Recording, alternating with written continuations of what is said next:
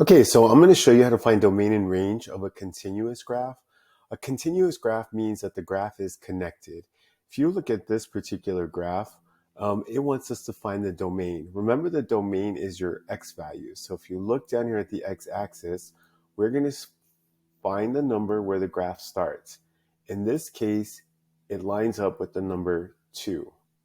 The graph goes all the way to the right and stops at 6. So my domain is between 2 and 6.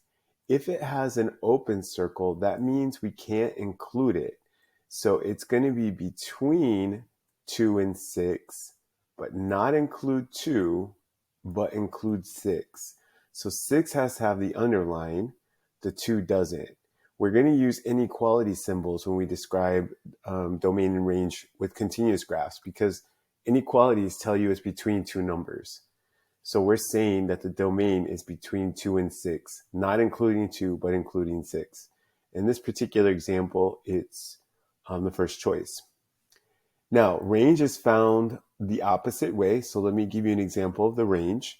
The range now is talking about the y values. So we're going to look at this graph from bottom to top. Now, the bottom of this graph is at -3 on the y-axis. Remember, we're only looking at the y when we're doing range. Now, it appears that this graph is going to stop at 7, but what I want you to remember is that there's an arrow here, meaning this is going on forever. So there is no endpoint. So we're saying our range is everything greater than or equal to -3. If it was between two numbers, then we'd have two inequalities, but we're just saying it's everything bigger than -3. Now, in this particular case, we're going to start with the top of the graph for the range.